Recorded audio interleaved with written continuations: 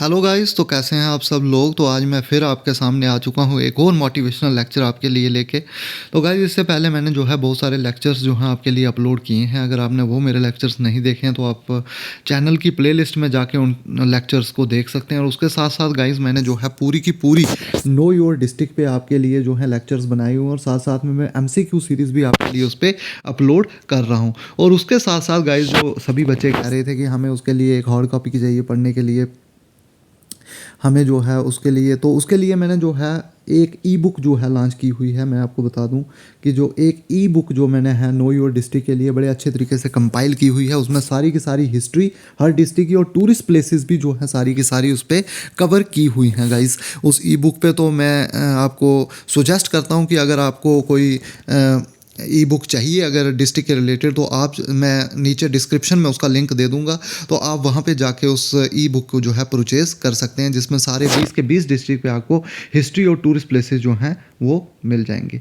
तो अगर गाइस आपको मेरे एफर्ट्स जो हैं ये पसंद आ रहे हैं तो प्लीज़ चैनल को लाइक, शेयर और सब्सक्राइब करना ना भूलें। तो आज जो मैंने टॉपिक गाइस उठाया हुआ है, आज इस टॉपिक पे हम बात करेंगे कि how to study mathematics for JK SSB। तो JK SSB के लिए हमें मैथ को किस तरह से पढ़ना है, मैथ को किस तरह से टैकल करेंगे, क्योंकि बहुत सारे बच्चे एक ही बात बोल रहे हैं कि हमें मैथमेटिक्स में प्रॉब्लम है, हमें मैथमेटिक्स जो है वो समझ उस तरह से नहीं आ रहा है कि हम JK SSB के जो क्वेश्चन पूछे जाते हैं उन क्वेश्चन को जो है वहाँ पे जाके टैकल कर लें।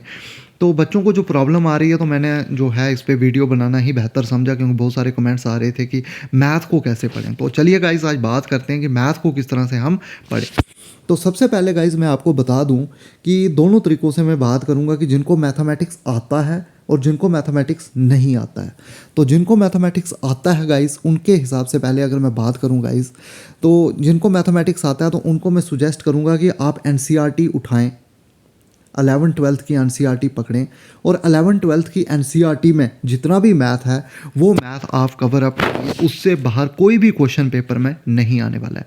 तो NCERT एक बार आप पूरी NCERT को गो थ्रू करें। पूरी NCERT आपने जो है मिसलिनियस एक्सरसाइज को छोड़ के गाइस, मिसलिनियस आप सॉल्व ना करें 11th-12th की, उसके अलावा जितना भी मैथमेटिक्स आप पूरा का पूरा कवर करें, हर एक क्वेश्चन उस पर लगाएं, जितनी भी एक्सरसाइजेज हैं उनको सॉल्व करें, एग्जाम्पल्स को ज़्यादा अच्छे से सॉल्व करें, क्योंकि एग्जाम्पल्स पे ज़्यादा अच्छे क्वेश्चन देखने को मिलते हैं। तो एग्जाम्पल्स को सॉल्व करें। फर्स्ट गो में आपने पूरी NCERT सॉल्व करनी है। सेकंड गो में आपने डिसाइड कर लेना है, रिड्यूस कर देना है। आपने अगर फर्स्ट गो में सारी एक्सरसाइजेज सॉल्व की हैं तो सेकंड गो में आप वो नहीं करोगे। सेकंड गो में आप थ्योरी पढ़ोगे और साथ में आपने टारगेट बना लेना है कि मैंने इस चैप्टर में से सिर्फ 50 क्वेश्चन प्रैक्टिस करने हैं। सेकंड गो में आप इस तरह जाओगे, और थर्ड गो में आप उससे भी ज़्यादा जो है कम कर दोगे अपना बर्डन, थ्योरी प्लस आपने सिर्फ 25 क्वेश्चन प्रैक्टिस करने हैं, जो कि मोस्ट इंपॉर्टेंट है। तो 3 बार अगर आप मैथ को एग्जाम से 1 मंथ पहले जो है अगर आप 3 बार उसको प्रैक्टिस कर लेते हो इस तरीके से, तो मैं आपको गारंटी देता हूं कि अगर 10 question JK SSB finance account assistant के पेपर में आते हैं तो आप 10 के 10 निकाल के ले जाओगे। तो ये स्ट्रैटेजी को अगर आप अच्छे तरीके से फॉलो करते हैं तो मैं आपको गारंटी दे सकता हूँ कि आप अच्छे मार्क्स ले आके ला सकते हो। अब गाइस, बात करेंगे हम जिनको मैथमेटिक्स, जिनका बैकग्राउंड मैथमेटिक्स नहीं रहा है, जिनका कहीं ग्रेजुएशन में या 11th-12th में, जिन्होंने सिर्फ 10th तक मैथमेटिक्स पढ़ा है, उनके हिसाब से अब मैं बात करूँगा कि उनको कौन सी स्ट्रैटेजी जो है अप्लाई करनी है मैथमेटिक्स के लिए। तो जिनका मैथमेटिक्स नहीं है गाइस, सबसे पहले आप एक बात डिसाइड कर लो कि आपको मैथ नहीं आता है, ये आप दिमाग में बिठा लो। और मैथ अगर नहीं आता है तो उसको सीखना बहुत ही ज़्यादा मुश्किल हो जाता है। अगर आपको मैथ नहीं आता है तो मैथ को पढ़ना तो बहुत ज़्यादा डिफ़िकल्ट है, लेकिन मैं आपको एक ऐसी ट्रिक बताऊंगा कि जिससे आप 6 से 7 नंबर मैथ के पेपर में आराम से ले आओगे।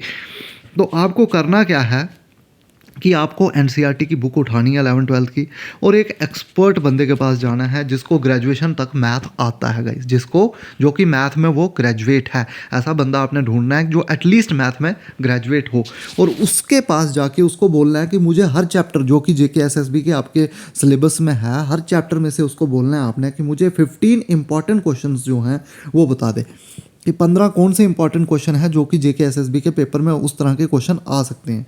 तो वो 15 क्वेश्चंस आपने उठाने हैं, और उन 15 क्वेश्चंस को ही आपने हर चैप्टर में से प्रैक्टिस करना है और बार बार प्रैक्टिस करना है गाइस।